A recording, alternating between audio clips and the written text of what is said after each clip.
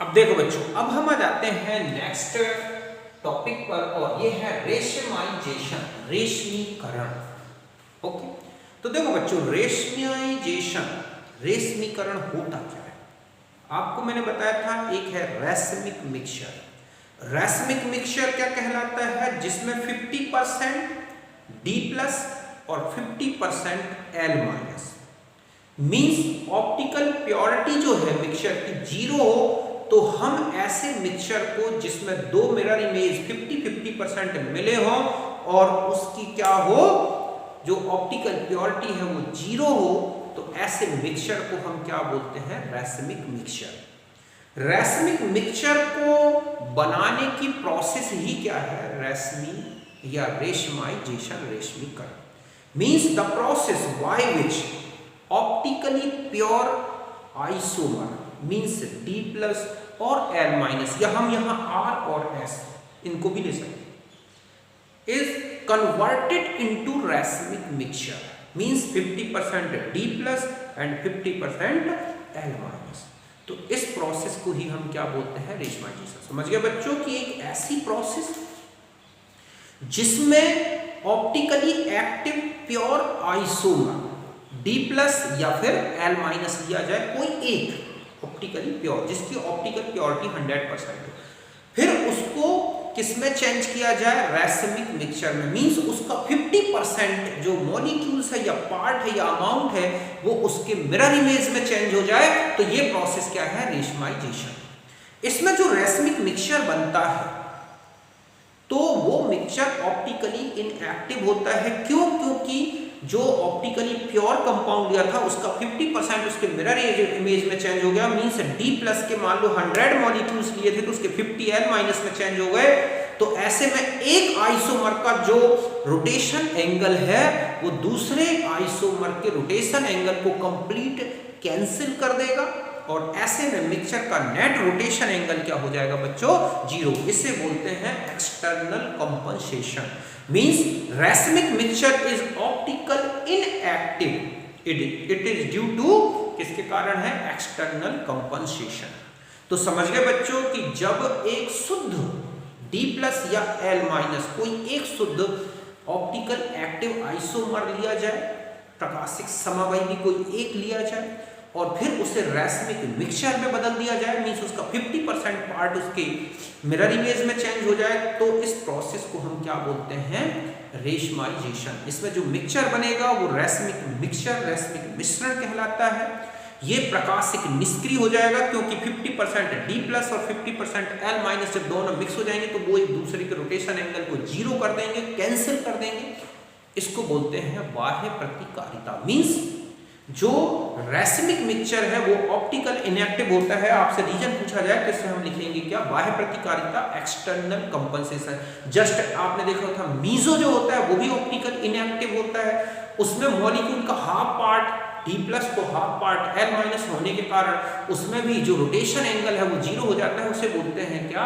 Internal compensation. और यहाँ पर जो कैंसिलेशन हो रहा है वो है एक्सटर्नल कंपनसेशन। तो यही लिखा है कि the process by which pure optical active isomer means D+ और L- या फिर R और S कोई भी एक फॉर्म दिया जाए, is converted into racemic mixture means 50% D और 50% L के मिक्सचर में चेंज कर दिया जाए, तो यही क्या कहलाता है? रेशमाइजेशन। द रिएक्शन मिक्सचर या रैशमिक mixture is optically inactive due to external compensation in which rotation angle of one isomer is completely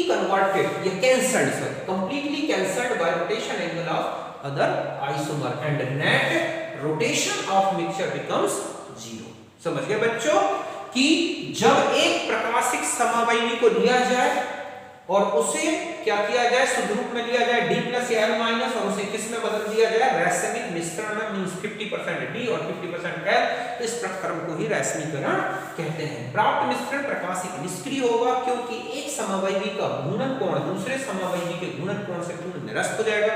क्योंकि हम जानते हैं कि D+ और L- एक ही कंपाउंड के हो तो उनके रोटेशन की जो डायरेक्शन है वो जस्ट अपोजिट और इक्वल एक्सटेंट में होते हैं और मिश्रण का कुल गुण शून्य होगा, इसे बोलते हैं बाह्य प्रतिकारिता। एक क्वेश्चन होता है कि रैसमिक मिश्रण जो है, रैसमिक मिक्सचर ऑप्टिकली इनएक्टिव होता है, इसका रीजन है क्या?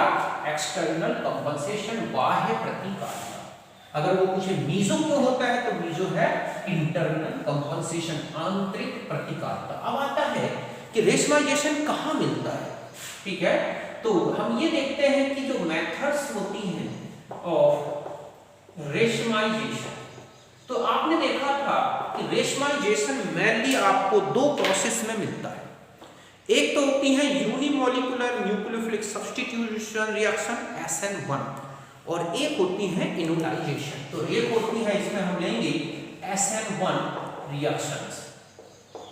आपने देखा होगा कि ऐसे रिएक्टेंट मॉलिक्यूल्स जो एसिमेट्रिक होते हैं, जब उनमें कोई न्यूक्लियोफाइल अटैक करता है तो पहले बनता है कार्बोकैटायन जो प्लेनर होता है, और प्लेनर कार्बोकैटायन पर न्यूक्लियोफाइल प्लेन के ऊपर से और नीचे से दोनों डायरेक्शन से इक्वल रेट पर अटैक करता है, और ऐसे में दो प्रोडक्ट्स बनते हैं जो एक दूसरे का मिरर इमेज होते हैं, और ऐसे में मॉलिक्यूल का जो मिक्सचर बना वो टोटल ऑप्टिकल इनएक्टिव होगा और क्या होगा? रैसमिक मिक्सचर। तो हम यहां पर लिखेंगे कि जो ऑप्टिकल एक्टिव, ठीक है, रिएक्टेंट, अब चाहे वो D+ में हो या L- में, गिव, ठीक है, racemic mixture as product because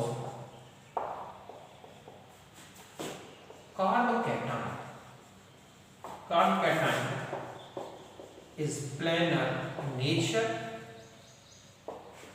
therefore nucleophile attacks from both side of molecular plane in equal rate। समझ गए बच्चों कि जो प्रकाशिक, यहां पर ये लिखा है मैंने कि प्रकाशिक सक्रिय मीन्स D+ हो या L- जो अभिकारक है, अभिकारक, उनमें उत्पाद जो है वो कैसा होता है? रैसमिक मिश्रण, नाभिक स्नेही प्रतिस्थापन, न्यूक्लियोफिलिक सब्स्टिट्यूशन में। क्यों? क्योंकि जो कार्बोकैटायन बनता है, कार्बोकैटायन, वह समतली होता है, ओके, समतली होता है, जिससे नाभिक स्नेही समूह अणु तल के दोनों साइड जो होती है, साइड से बराबर वेग से आक्रमण करता है। आपसे पूछा जाए कि इसमें रेशमाइजेशन क्यों होता है SN1 में, तो आप समझ गए ना कि जब SN1 में कोई ऐसा रिएक्टेंट लिया जाए जो क्या हो? ऑप्टिकली एक्टिव हो, प्योर फॉर्म में हो, और जब SN1 रिएक्शन होगी तो पहले बनेगा कार्बोकैटायन जो प्लेनर होगा। अब जब न्यूक्लियोफाइल अटैक करेगा तो मॉलिक्यूलर प्लेन के ऊपर से और नीचे से दोनों तरफ से बराबर रेट से करेगा। ऐसे में दो प्रोडक्ट्स जो बनेंगे वो बिल्कुल इक्वल अमाउंट में बनेंगे और क्या हो जाएगा? रेशमाइजेशन। ठीक है, तो हम इसको समझते हैं। देखो कैसे, मैं एक रिएक्शन को आपने भी समझाता हूं, ओके, तो आप समझ जाओगे कि रेशमाइजेशन, सपोज हमारे पास ये है R1, R2, R3 और ये क्या है बच्चों? X। यहां पर ये ऑप्टिकल एक्टिव है, ऑप्टिकल एक्टिव रिएक्टेंट, ओके। यहां से X का रिमूवल हुआ। अब हमारे पास जो रिएक्टेंट बनेगा हम उसको ऐसा शो करें, ये है हमारे पास R, या हम इसको ऐसे लें, यहां हो गया R1, R2 और ये क्या हो गया? R3। यहां पर है पॉजिटिव चार्ज। ये क्या बन गया? Planar carbocation, okay. अब यहां पर जब न्यूक्लियोफाइल आए तो ध्यान रखें कि ये साइड और ये साइड हम ऐसे भी समझ सकते हैं कि ऐसे ले लें, जैसे हम यहां पर है हमारे पास R2, ये है, या हम इसको ऐसे लिख सकते हैं R3 और ये है R। अब यहाँ पर आपने न्यूक्लियोफाइल का अटैक करा है, तो यहाँ से अटैक करें चाहे यहाँ से। सपोज ये है B1 रेट और ये क्या है B2, या हम ये कहें कि यहाँ पर न्यूक्लियोफाइल को आप अटैक करा रहे हैं इस डायरेक्शन से, इस डायरेक्शन से, तो ये B1 है और ये क्या है B2। हम इस दोनों फॉर्म में समझ सकते हैं। अब हमारे पास जो प्रोडक्ट बनेगा, अब देखो बच्चों, अगर ये इस डायरेक्शन से अटैक करता है, यहाँ पर B1 = B2, तो दोनों रेट बराबर है।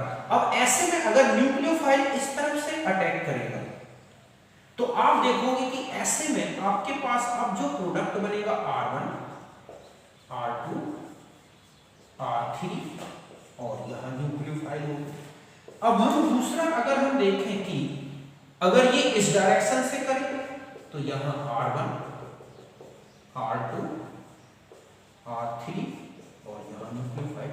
तो ये आप देख रहे हैं दोनों एक दूसरे का क्या है, ये मिरर इमेज है। बात समझ गए ना कि ये प्लेनर, ये क्या था, प्लेनर कार्ब कैटायन। जब प्लेनर कार्ब कैटायन होगा तो इसकी ये साइड और ये साइड स्टेरिकली हैंडल्ड बिल्कुल इक्वल होगी, समान रूप से त्रिविम रूप से बाधित होगी। ऐसे में जब न्यूक्लियोफाइल अटैक करेगा तो इस डायरेक्शन से करेगा, इस डायरेक्शन से, ये दो प्रोडक्ट बनेंगे। या हम इसको भी इस तरह से समझ सकते हैं कि यहां पर आपने देखा कि ये है R2, ये हो गया R3, ठीक है, R1, तो यहां पर न्यूक्लियोफाइल। तो दूसरा क्या बनेगा, अगर नीचे से अटैक करता है तो R2, R3, R1 और यहां न्यूक्लियोफाइल। तो आप देख रहे हैं कि ये और ये क्या है, मिरर इमेज। चाहे हम इनको कह दें, ये क्या है, मिरर इमेज। तो 50% अगर इसका बनेगा तो 50% इसका बनेगा। समझ गए ना, जैसे ये 50% तो ये भी कितना होगा, 50%। तो ये मिरर इमेज बने। तो यही क्या है, रैसमिक मिक्सचर, जो कैसा होगा, ऑप्टिकल इनएक्टिव। समझ गए ना। तो ये जो मिरर इमेज बने यही क्या है बच्चों, रैसमिक मिक्सचर। मींस ये कैसा होगा, ऑप्टिकल इनएक्टिव। तो यहां तक बात समझ में आई आप, समझे ना आप। तो ये था ऑप्टिकल एक्टिव रिएक्टेंट, इसमें से X हटा, कार्ब कैटायन बना, प्लेनर, फिर न्यूक्लियोफाइल अटैक करे चाहे इस डायरेक्शन से, इस डायरेक्शन से। जब रेट बराबर होंगे तो हमें दो प्रोडक्ट्स मिलेंगे, 50% ये, 50% ये। हम इसको ऐसा भी समझ सकते हैं कि ये है प्लेनर कार्ब कैटायन, इस प्लेन से बराबर रेट से अटैक करेगा और दो प्रोडक्ट बनेंगे जो एक दूसरे के मिरर इमेज होंगे, ये 50%, ये 50%। ऐसे में जब दोनों 50-50 होंगे तो पूरा मिक्सचर कैसा हो जाएगा, ऑप्टिकली इनएक्टिव। मींस ये क्या बन जाएगा, रैसमिक मिक्सचर। तो एक तो ये है जिसमें रेशमाइजेशन होता है और वो है SN1। ये वैसे भी खूब पढ़ चुके हैं अपन, SN1 SN2 में रेशमाइजेशन, SN1 में रेशमाइजेशन, SN2 में इन्वर्जन।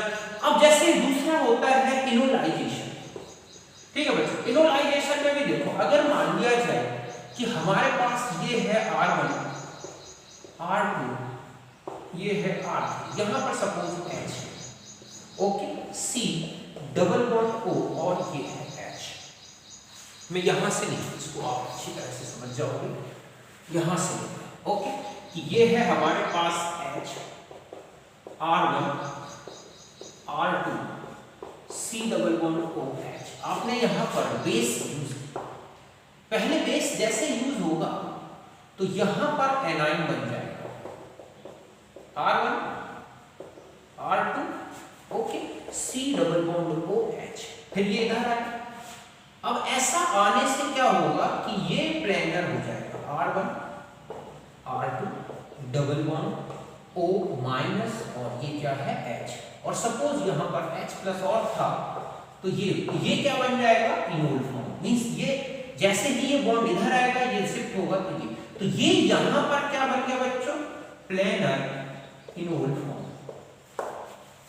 जबकि ये क्या था, कीटो फॉर्म। अब क्या होगा फिर जब बेस की प्रेजेंस रहेगी, समझ गए ना, तो ये H यहां से आएगा और यहां अटैक कर सकता है, यहां से अटैक कर सकता है। तो ये B1 और B2, क्यों, क्योंकि ये प्लेनर है। आप इसको ऐसे समझ सकते हैं, कैसे प्लानर दिख रहा है, आप देखो इसको, यहां पर आप ले लें OH और यहां पर है H, तो ये इधर से अटैक कर सकता है, इधर से अटैक कर सकता है, नीचे से लाइट, हम इसको ऐसे समझें तो ये B1 है और ये क्या है B1 B2, तो ये दोनों रेट बराबर होंगे, तो यहां पर भी क्या होगा बच्चों, रेशमाइजेशन। ऐसे में आप देखोगे कि ये है R1 R2 और यहाँ H और यहाँ पर C डबल बॉन्ड H, ये बन गया ये प्रोडक्ट। तो इसको थोड़ा और ऊपर समझें, यहां से नीचे दिखेगा नहीं, तो यहाँ पर H R1 R2 C double bond H, तो दूसरा देखो आप यहां पर हो जाएगा R1 R2 यहां H, ओके, यहां पर R1 R2 यहां H डबल बॉन्ड H, तो ये जो बन गए, तो ये 50%, तो ये 50%, अगर ये D प्लस है तो ये L माइनस, तो ये क्या है, मिरर इमेज, तो ये जो मिक्सचर बना ये क्या होगा, रैसमिक मिक्सचर, समझ गए ना, जिसका जो ऑप्टिकल इनएक्टिव होगा। तो इस तरह से चाहे वो इनोलाइजेशन हो, चाहे SN1 रिएक्शन हो, इनमें आप देखोगे क्या मिलता है, रेशमाइजेशन। यहां तक समझ गए, आप इसे नोट करें।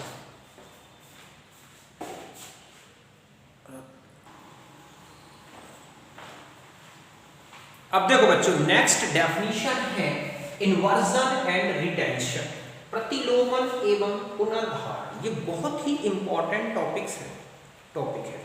इससे पहले जो आपने रेशमाइजेशन देखा, अब यहाँ इन्वर्जन और रिटेंशन, ये कहाँ पर ज्यादातर यूज होते हैं ये टर्म, आप देखोगे न्यूक्लियोफिलिक सब्स्टिट्यूशन रिएक्शन। इसलिए यहाँ पर आप अच्छी तरह से समझ लें कि होते क्या है। तो देखो, इन्वर्जन मतलब होता है कि जब हम एक ऑप्टिकल एक्टिव प्योर आइसोमर लें, समझ गए ना, ऑप्टिकली प्योर एक आइसोमर लें और फिर कोई प्रोसेस हो, चाहे रिएक्शन हो, और वो अपने किसमें चेंज हो जाए, मिरर इमेज में, समझ गए ना, कि the process by which one optical active isomer, चाहे वो D प्लस लें या L माइनस या R लें या S, converted into its mirror image, means D है तो L में चेंज हो जाए, L है तो D प्लस में, इज कॉल्ड इन्वर्जन। ऐसी प्रोसेस जिसमें एक ऑप्टिकल एक्टिव फॉर्म लिया जाए और फिर वो अपने मिरर इमेज में चेंज हो जाए, तो वही क्या है बच्चों, इन्वर्जन। मींस यहाँ है D प्लस रिएक्टेंट, रिएक्शन हुई और वो L माइनस प्रोडक्ट में चेंज हो जाए, या R रिएक्टेंट था S प्रोडक्ट में चेंज हो जाए, तो ये क्या है, इन्वर्जन। वह प्रक्रम जिसमें एक प्रकाशिक सक्रिय रूप D प्लस ले या L माइनस अपने प्रतिबिंब रूप L माइनस या D प्लस में चेंज हो जाए, तो इसे क्या बोलते हैं बच्चों, प्रतिलोमन। मींस D प्लस अभिकारक था, उत्पाद L माइनस बन जाए, R अभिकारक था, समझ गए ना, वो किसमें चेंज हो जाए, S उत्पाद। तो ये तो है क्या, इन्वर्जन। अभी मैं एक एग्जांपल से अच्छी तरह समझाऊंगा। और रिटेंशन क्या है, देखो बच्चों, retention integrity in configuration in reaction. अब या हम ये कहें कि no change in the configuration of reactant in reaction. अगर रिएक्शन हो रही है और जो रिएक्टेंट है और प्रोडक्ट है उनके जो कहें कि कॉन्फ़िगरेशन है बिल्कुल एक से हैं, तो वो क्या कहलाता है, रिटेंशन।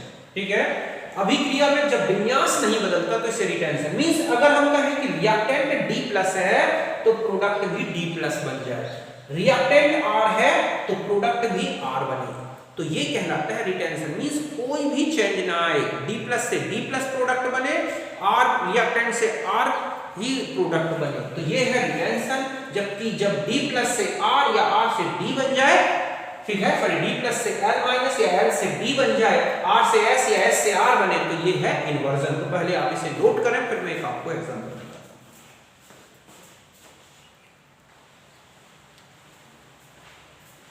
अब देखो बच्चों, अब हम आ जाते हैं कि जो SN2 और रिटेंशन, जो इन्वर्जन है वो कहां पर होता है और रिटेंशन कहां होता है। तो ध्यान से देखें कि जो इन्वर्जन होता है वो SN2 रिएक्शंस में मिलता है, बाई मॉलिक्यूलर न्यूक्लियोफिलिक सब्स्टिट्यूशन, जबकि रिटेंशन आपको देखोगे इंट्रा मॉलिक्यूलर न्यूक्लियोफिलिक सब्स्टिट्यूशन में मिलेगा। अभी मैं दोनों को एग्जांपल से समझाता हूं। डार्जन रिएक्शन अगर आप क्या है, डार्जन रिएक्शन में देखोगे कि जब पिरिडीन की प्रेजेंस होती है, समझ गए बच्चों, जब पिरिडीन की उपस्थिति होती है, प्रेजेंस होती है, तो रिएक्शन फॉलो करती है इन्वर्जन। मींस इनमें जो प्रोडक्ट बनता है वो इन्वर्ट होगा, मींस SN2 मैकेनिज्म चलेगी। लेकिन अगर पिरिडीन की एब्सेंस है तो आप देखोगे वहां रिटेंशन मिलेगा। ये बहुत ही इंपॉर्टेंट क्वेश्चन है कि आपको जो है कंपाउंड्स या रिएक्टेंट लिख दिए जाएंगे, रिएजेंट लिख देंगे डार्जन रिएक्शन का, यहां पर पिरिडीन की प्रेजेंस बता दी और आपसे पूछ लिया प्रोडक्ट क्या होगा। तो ध्यान रखें, अगर पिरिडीन की प्रेजेंस दिखाई गई है तो SN2 मैकेनिज्म होगी और इन्वर्ट प्रोडक्ट बनेगा, जबकि पिरिडीन की एब्सेंस दिखाई है तो रिटेंशन। पहले मैं आपको ये दिखा देता हूं SN2 वाली, ठीक है। यहां पर पिरिडीन की प्रेजेंस में कि ये है हमारे पास एक alcohol R1 R2 R3OH, SOCl2 से रिएक्शन हुई, पिरिडीन की प्रेजेंस है। आप देखोगे कि जिस डायरेक्शन में OH था उसके अपोजिट डायरेक्शन में Cl जुड़ा दिख रहा है और ये हमारा इन्वर्ट प्रोडक्ट बना। अब आते हैं इसकी मैकेनिज्म कैसे चली। तो देखो बच्चों, ये अल्कोहल जो R1 R2 R3OH SOCl2 से रिएक्शन हुई, यहां पर ये प्रोडक्ट बना। पहले सब्स्टिट्यूशन हो गया, H और Cl बाहर हो गए यहां पर ये, और ये प्रोडक्ट बना। पिरिडीन की जो प्रेजेंस होती है, पिरिडीन क्या करता है कि प्रोटॉन को एक्सेप्ट करके और क्लोराइड को फ्री कर देता है। ये क्लोराइड क्या बन जाता है, एक न्यूक्लियोफाइल। अब ये जो न्यूक्लियोफाइल क्लोराइड है, इस जो प्रोडक्ट ये था, इसकी अपोजिट साइड से क्या कर रहा है, अटैक कर रहा है और एक ट्रांजिशन स्टेट बना रहा है Cl, और इस तरह से SOCl2 में से SOO और Cl, इस तरह से जब ट्रांजिशन स्टेट बनेगी तो ये पार्शियली बॉन्डेड हो जाएगा, ये भी पार्शियली बॉन्डेड हो जाएगा। ये है हमारी ट्रांजिशन स्टेट। इसके बाद जैसे ही Cl अपनी पोजीशन लेगा, ये निकल के बाहर हो जाएगा SO2 और Cl, और आप ये देख रहे हैं कि जो Cl जुड़ा दिख रहा है वो OH की अपोजिट डायरेक्शन में दिख रहा है। मींस यहां पर ये क्या बन गया, इन्वर्ट प्रोडक्ट। तो ये रिएक्शन क्या हो गई, पूरी की पूरी यहां पर जो है ये क्या है बच्चों, इन्वर्जन। क्या चला है, इन्वर्जन। तो जब कोई भी ग्रुप इस तरह से ऐड हो रिएक्शन में कि जो रिएक्टेंट था, अगर हम ये कहें कि ये हमारे पास B+ था, तो यहां पर ये जो प्रोडक्ट बना होगा इसका कॉन्फ़िगरेशन क्या होगा बच्चों, L-। अगर ये R था तो ये कैसा हो जाएगा, S। तो ऐसी रिएक्शन जिससे R से S या B+ से L- बन जाए, मींस रिएक्टेंट का कॉन्फ़िगरेशन और प्रोडक्ट का कॉन्फ़िगरेशन बिल्कुल अपोजिट हो जाए, तो यही क्या है बच्चों, रिटेंशन, सॉरी क्या, इन्वर्जन। अब मैं देखो रिटेंशन बताता हूं आपको कि रिटेंशन में क्या होता है, रिटेंशन का मतलब क्या है। भी आपसे बताया कि B+ से D+ प्रोडक्ट, कि यहां पर आपके पास ये था अल्कोहल R1 और ये था R2 और ये है R3 और ये क्या है, OH। जब आपने यहां पर SOCl2 से रिएक्शन कराई, यहां पर पिरिडीन नहीं है, एब्सेंस दिखाई गई, ओके। तो यहां पर जब प्रोडक्ट बनेगा तो ये है R1, ये है R2, ये है R3 और यहीं पर आपको क्या दिखे, Cl।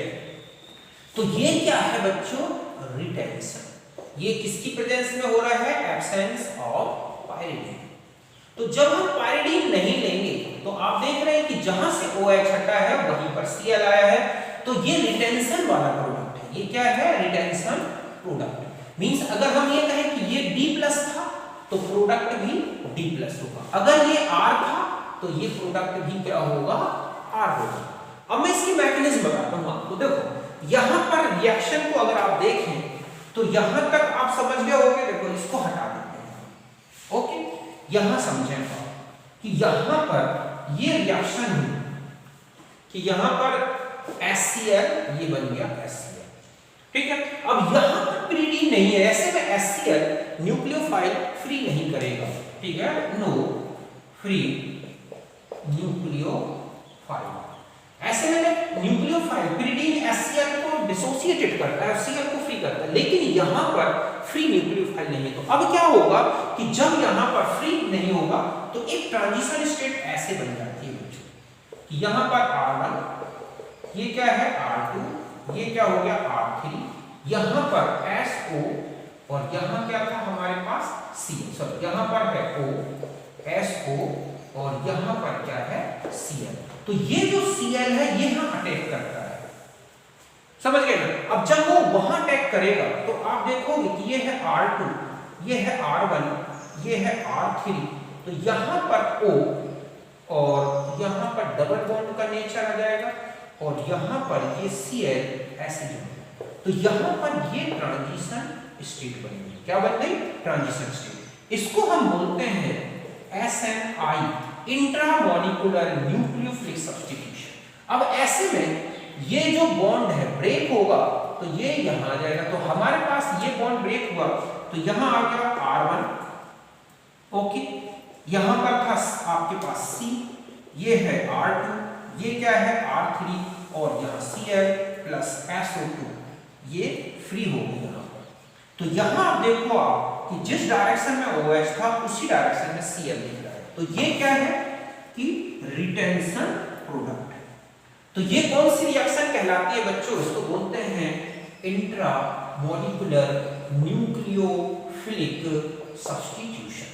तो अगर आपको रिटेंशन के, तो रिटेंशन में ध्यान रखना है, चाहे वो डार्जन रिएक्शन हो या दुनिया की कोई भी रिएक्शन हो, अगर R से R प्रोडक्ट, R रिएक्टेंट है, R प्रोडक्ट या फिर D प्लस से D रिएक्टेंट से D प्रोडक्ट बन रहा है तो वो रिटेंशन है। और इन्वर्जन तो आप समझ ही गए होंगे कि उसका मिरर इमेज, अगर रिएक्टेंट था D तो मिरर इमेज प्रोडक्ट बनेगा, तो वो रिटेंशन। तो आपने देखा SN2, तो यहां पर इतना सा समझना है, देखो SN1 ठीक है रेशमाइजेशन, SN2 ये SN1 यहां पर हो गया इन्वर्जन, ठीक है SNI तो ये क्या है रिटेंशन। ये टर्म जो है, ये टर्मिनोलॉजी आप देखोगे न्यूक्लियोफिलिक सब्स्टिट्यूशन रिएक्शंस में बार बार आते रहते हैं, तो यहां पर आप अच्छी तरह से समझ गए होंगे, तो यहां नोट करें।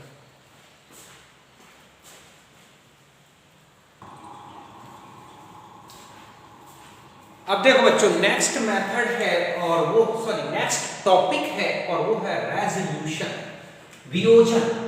ओके, रेजोल्यूशन का मतलब होता है कि the process by which racemic mixture, जिसमें दोनों मिले हैं D प्लस और L माइनस, तो racemic mixture can be separated into its pure एनाइसोमर्स।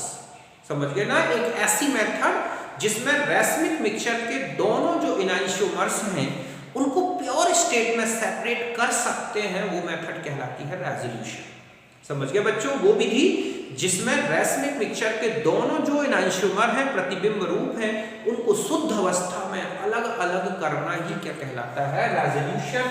The process by which a racemic mixture can be separated into its pure enantiomer means D plus and L minus is called resolution. वह प्रक्रम जिसमें रैसमिक मिश्रण से उसके प्रतिबिंब रूपों को शुद्ध अवस्था में पृथक कर सकते हैं, वियोजन कहलाते हैं। मींस ये है हमारे पास रैसमिक मिक्सचर जो कि ऑप्टिकल इनएक्टिव है। रेजोल्यूशन क्या? समझ गए ना? ये था क्या हमारे पास रैसमिक मिक्सचर। तो हमने इसका रेजोल्यूशन किया D प्लस प्योर स्टेट में जो कि ऑप्टिकल एक्टिव है, L माइनस प्योर स्टेट में ऑप्टिकल एक्टिव है। तो ये मिक्सचर के दोनों फॉर्म D प्लस और L एक दूसरे से बिल्कुल सेपरेट हो गए और जो ऑप्टिकल एक्टिव है तो इसी को बोलते हैं रेजोल्यूशन, जबकि ये ऑप्टिकल इनएक्टिव था। अब हम आते हैं मेथड्स। देखो इसमें तीन अलग अलग मेथड्स दी गई हैं। एक है मैकेनिकल मेथड, यांत्रिक विधि। ये फिनोमिना पर बेस्ड है कि D प्लस और L माइनस जो कंपाउंड्स होते हैं या एनाइसोमर्स होते हैं उनके क्रिस्टल स्ट्रक्चर अलग अलग होते हैं। ऐसे में माइक्रोस्कोप की हेल्प से D प्लस को और L माइनस को हाथों द्वारा एक एक करके पृथक कर सकते हैं, सेपरेट कर सकते हैं। लेकिन ये मेथड बहुत कॉम्प्लिकेटेड है और सारे क्रिस्टल्स को इस तरह से सेपरेट करना एक लंबा टाइम लगेगा, इसलिए ज़्यादा यूजफुल नहीं है। फिर भी हमें यहाँ पढ़ना है कि it is based on the difference in the structure of crystals of D plus and L minus. Therefore, crystals of D plus and L minus may be separated out by hand picking method. समझ गए ना? और with the help of microscope. Microscope से देख देख के एक एक के क्रिस्टल्स को हम अलग कर सकते हैं। इस मेथड को यूज किया था लुई पास्चर ने। तो समझ गए बच्चों कि यह विधि सिद्धांत पर आधारित है कि D प्लस और L माइनस के क्रिस्टल स्ट्रक्चर अलग अलग होते हैं, इसलिए माइक्रोस्कोप से देख के हम दोनों के क्रिस्टल्स को अलग कर सकते हैं। जैसे लुई पास्चर ने सेपरेशन किया था सोडियम अमोनियम टार्टरेट, ठीक है, रैसमिक मिक्सचर। तो ये मेथड ज्यादा यूजफुल नहीं है बच्चों, ऐसा इसलिए है क्योंकि बहुत लंबा समय लगेगा। तो यहां तक नोट करें।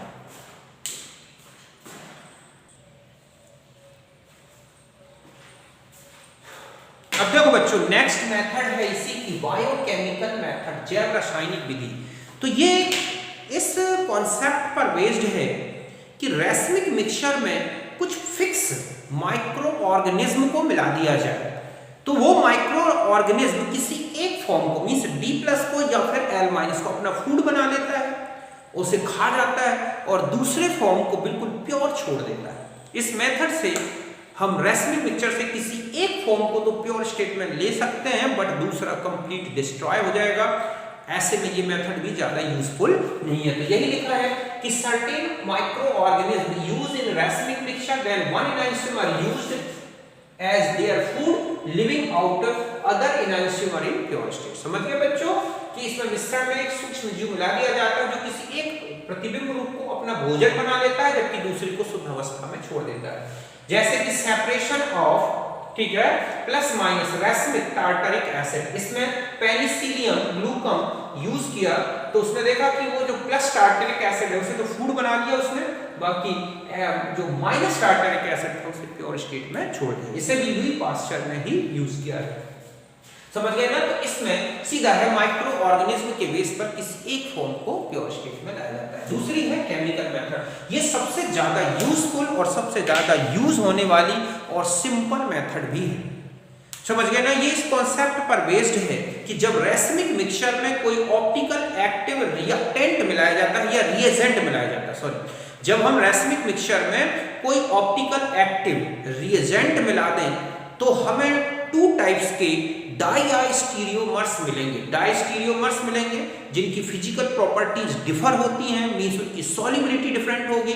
ऐसे में दोनों डाइस्टीरियोमर्स को प्योर स्टेट में सेपरेट कर लिया जाएगा फ्रैक्शनल क्रिस्टलाइजेशन से और फिर उनको डिकम्पोज करके रेसमिक मिक्सचर के दोनों जो एनाइंशियोमर्स हैं उन्हें प्योर स्टेट में प्राप्त कर लिया जाता है। यही लिखा हुआ है कि used for, mainly used for separation of acid and base racemic mixture into its mirror image.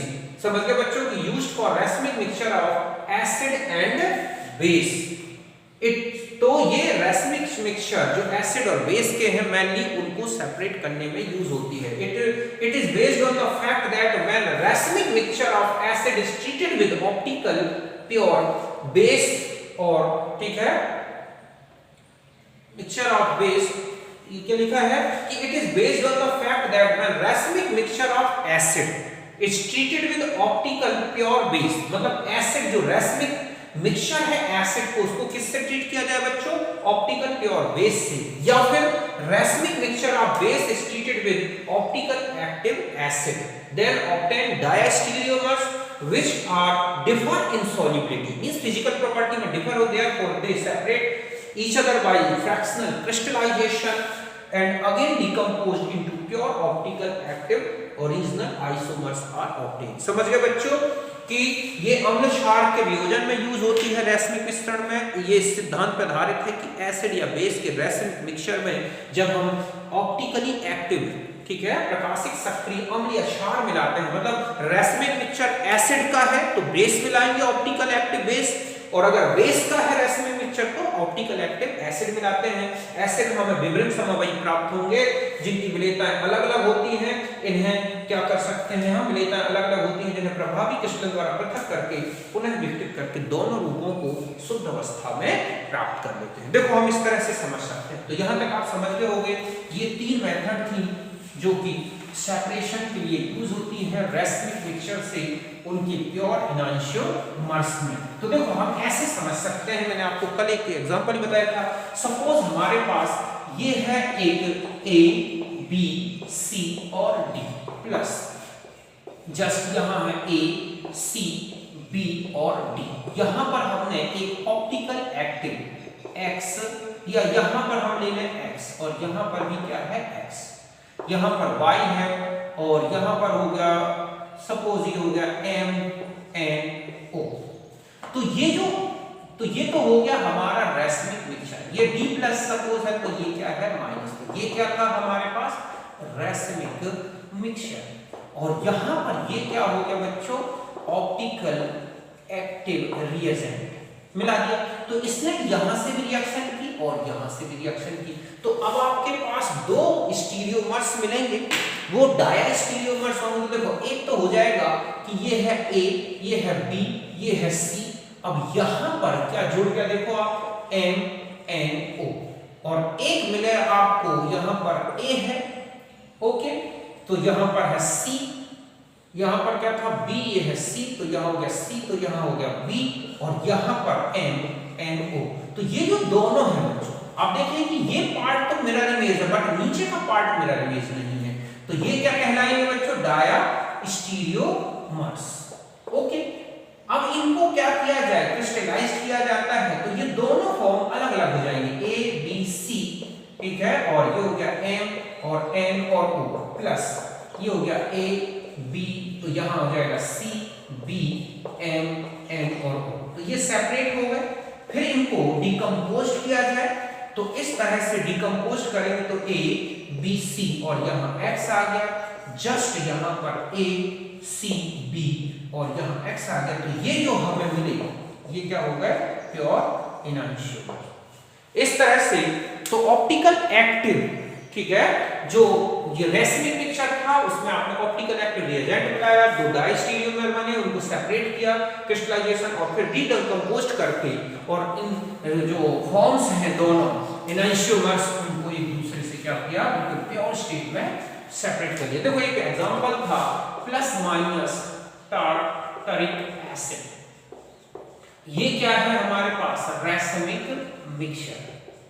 Mixture of acid, okay, इसमें मिलाया जाता है डिसिनकोनिन बेस। क्या मिला दिया, डिसिनकोनिन बेस। तो देखो क्या दो डायस्टीरियोमर्स बन जाएंगे, एक बनेगा डी, ठीक है, सिनकोनिन, डी सिनकोनिन, और डी टार्टारेट, ओके, और एक बन जाएगा यहां पर हो जाएगा डी सिनकोनिन और क्या, एल टार्टारेट, ओके।